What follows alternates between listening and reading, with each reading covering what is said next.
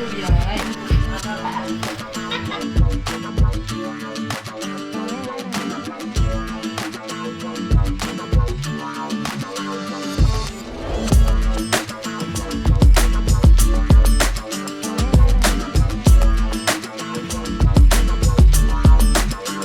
Friend, good morning, જય શ્રી કૃષ્ણ, જય સ્વામિનારાયણ, જય યોગેશ્વર. તો આપણે જો અમદાવાદ પહોંચી ગયા છે ને અહીં કંકુ પગલા અને વાસ્તુનું કાર્યક્રમ છે. તો આપણે આજે જોશું. જો બધા કાકાને બધા આવી ગયા છે, બધાને જય શ્રી કૃષ્ણ. જય શ્રી કૃષ્ણ. જો ડેકોરેશન પણ થઈ ગયું છે.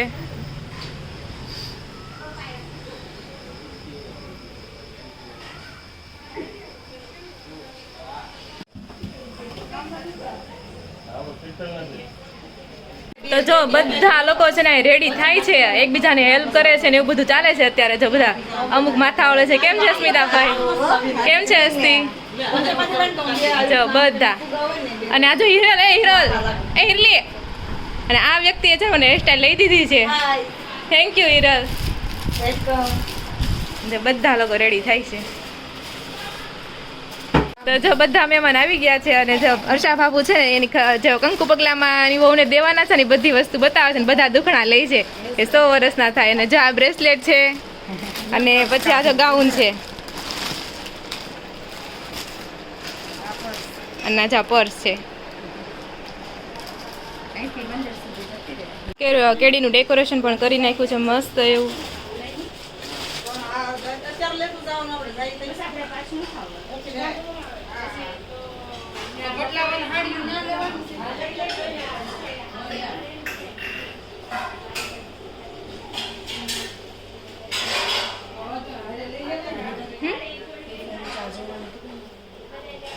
મૂકી દઉં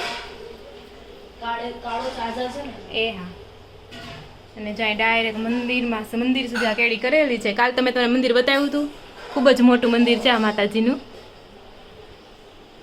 બધા છે ફોટા પાડવા માટે આવી ગયા છે. બધા ભાભીના ફોટા પાડે, દેરાણી જેઠાણીના, નણંદના ફોટા પાડે ને એવું બધું છે અત્યારે અહીંયા ગ્રુપ વાઇઝ. અમુક લોકો ગોઠવણી કરતા જાય છે અને હસ્તી જાય ફોટા પાડે છે.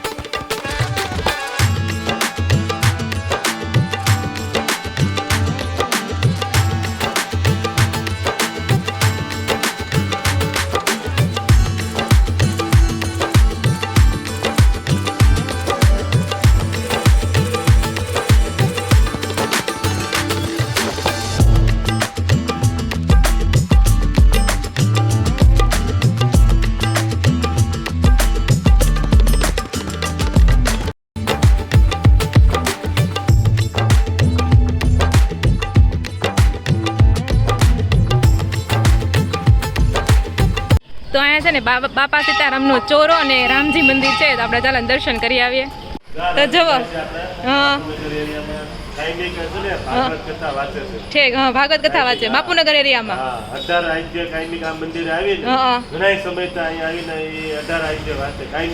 ઠીક.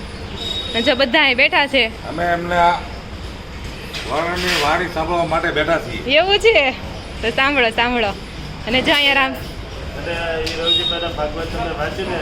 વાંચીને અમને સંભળાવીને અમને બહુ આનંદ આવ્યો. 18 આજ્ઞા અમે સાંભળ્યા. અને જો રામજી મંદિર છે.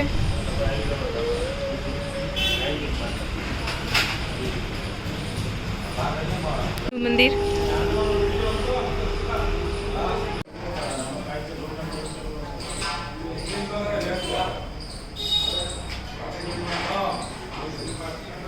અને જો સામે છે ને વડલો છે ને આપણને લોકો પૂજા કરે છે વડલાની.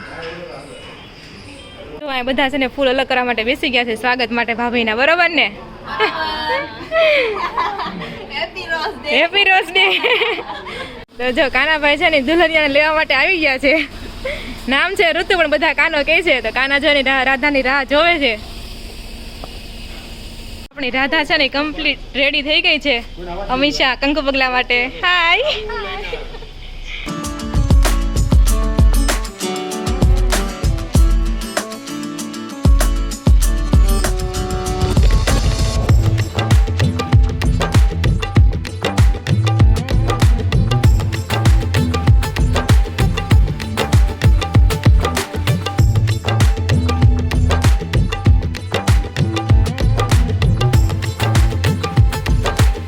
મકાને પહોંચી ગયા છે હવે અને હવનનો કાર્યક્રમ બધું છે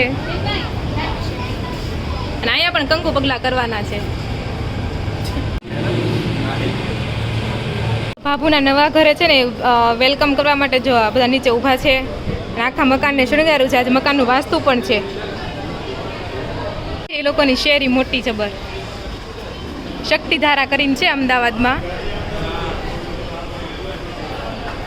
મકાન પણ ખૂબ મોટું છે અને અહીંયા જે બધી બહેનો પણ ધીરે ધીરે આવે છે.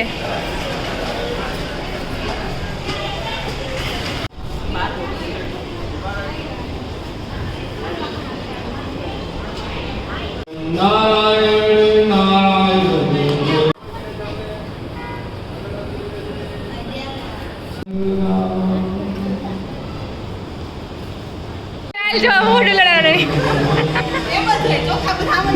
પણ આપણે નાખવાના હતા નીચે ફૂલ ઉડાડવાના હતા.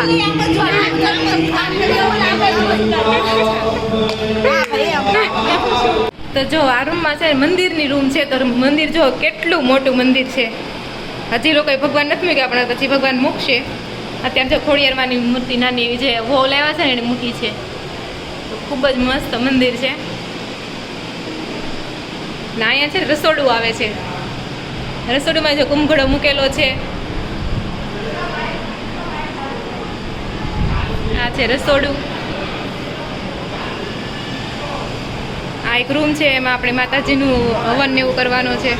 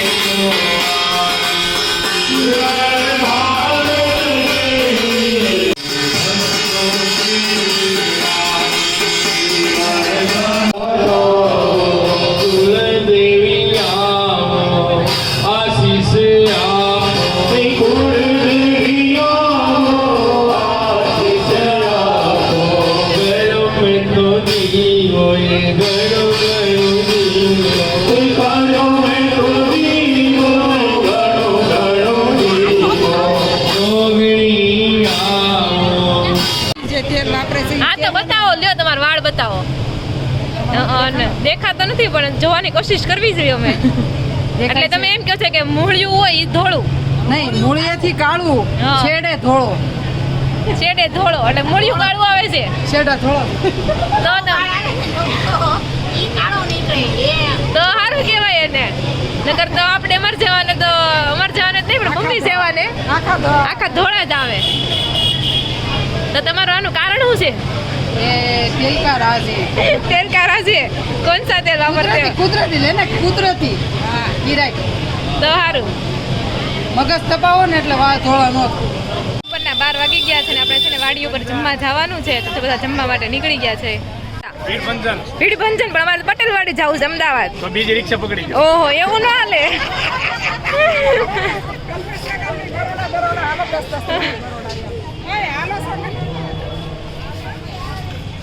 સંદીપ ગાડી કાઢી છે આપણે એમાં બેસીને જાવું. અને આ છે એની શેરીનો લુક બધો.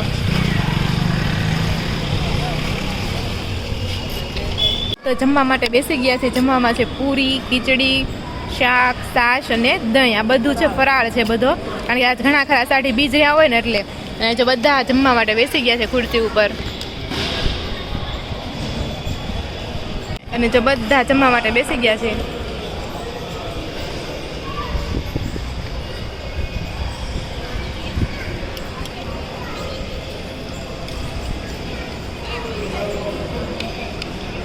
તો